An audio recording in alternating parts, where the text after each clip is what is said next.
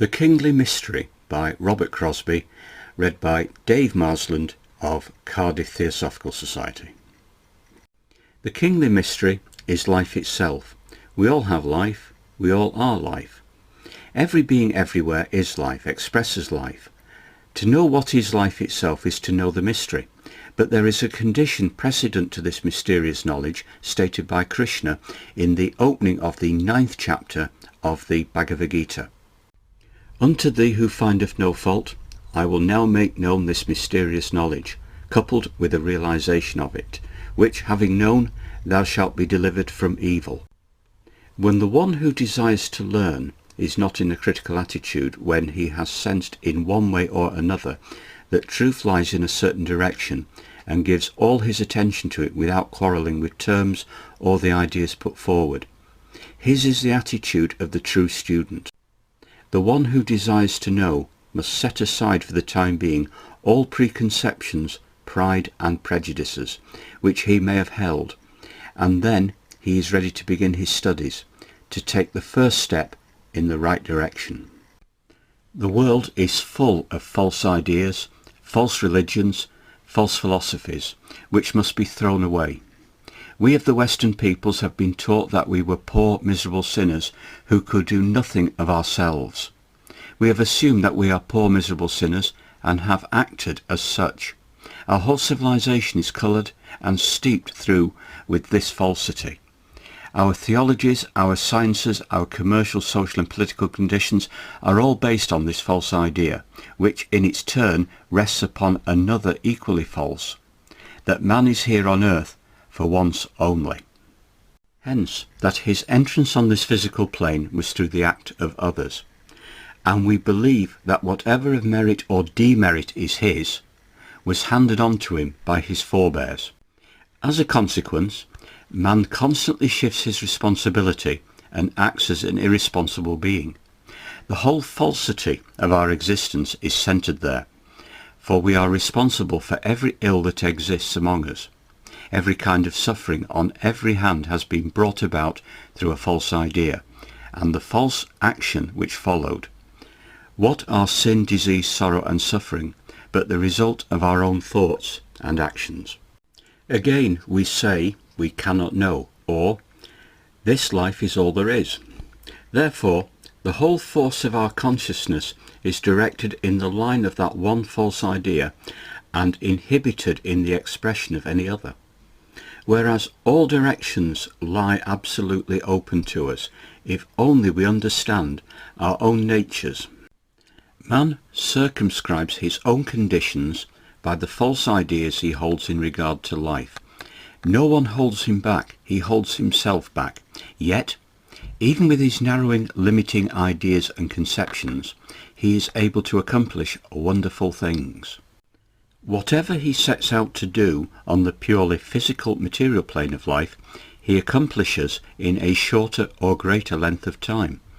If his ideas of religion are all concerned with the physical aspect of life, however, how can he know more?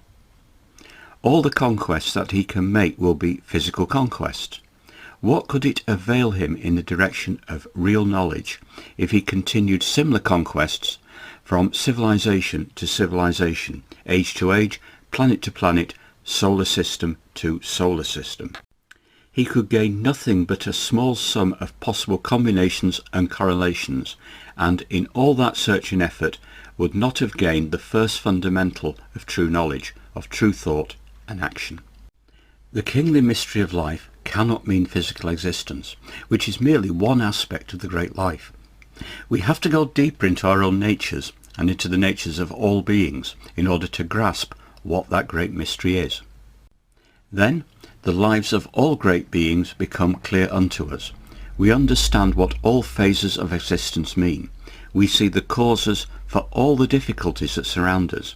We know how to bring about better results, and we perceive from the very first that the power lies in us and in us alone to bring about all future changes for ourselves. Looking at all existence from a universal point of view, we become able to exercise the power which lies in the essential spiritual basis of every being, high or low. The one self appears only to be divided among the creatures. In reality, it is not divided at all. Each being is that in his essential nature. In it is the foundation of all power. In it lies the power of unfolding, of evolution, which makes possible for each being, representing one ray of that. One life, the attainment of a full knowledge of life in its own true nature. Each one of us stands in the midst of a great and silent evolution. Each one of us sees many expressions of different beings, those of the same grade as ourselves and beings of grades below us. We find relations with other elements, the power of which we do not see, the source of which we do not grasp, yet the effects of which we feel. On every hand, we are getting effects from different beings of different grades, each one receiving those effects differently. The beings below us in forms of the mineral, vegetable and animal world are all working, just as we are working toward a greater and greater realization of the whole. Sparks of the one spirit, of the one consciousness. They have begun their little lives in forms or bodies by which they make contact others. As they have need for better and better instruments, need for further and further contact, they evolve from within a better instrument. Such is the whole course of evolution, always from within outwards, and always with the tendency to an increasing individuality. From the one ocean of life, there finally tends to arise divinity. Divinity is always acquired. It is not an endowment. It does not exist of itself. If we could be made good, if we could be made to turn around and take a righteous course, life might seem very much easier to us. But there is no escaping the law. No one can get us off from the effects of our wrongdoing. No one can confer knowledge on another. Each one of us has to see and know for himself. Each one has to gain divinity of himself and in his own way. We think of this as a common world, but it is not so. There are no two people who look at life from the same viewpoint, who have the same likes and dislikes, whom the same things affect in exactly the same way. No two people are alike either in life or after the death of the body. Each makes his own state. Each makes his own limitations. Each acquires his own divinity. Divinity lies latent in each one of us. All powers lie latent in everyone, and no being anywhere can be greater than we may become. What is divinity but all-inclusive knowledge? True spirituality is not a hazy condition. It is not something that denies any portion of the universe, nor any kind of being. A hazy abstract condition would mean no men, no principles, no opposites. But divine spirituality is the power to know and see whatever we wish known or seen. It is an intimate knowledge of the ultimate essence of everything in nature. Such knowledge would not mean seeing all things at once, not being everywhere at the same time. But it is the power to see and know in any direction, the power to grasp whatever it wishes, the power to shut out whatever it wishes. Otherwise it would be no power at all. There would be no use in having power and wisdom, and such beings as the masters could be afflicted with all the grief and misery in the world, unable to help where help is needed and possible. All-inclusive knowledge lies before every living being, if he will but take the necessary steps.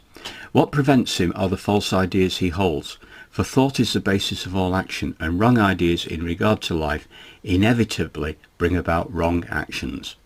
We have thought we are all different because we have different ideas, but in essence we are one. The one life is in each of us. Each one of us stands in the same position, looking out. All the rest are seen.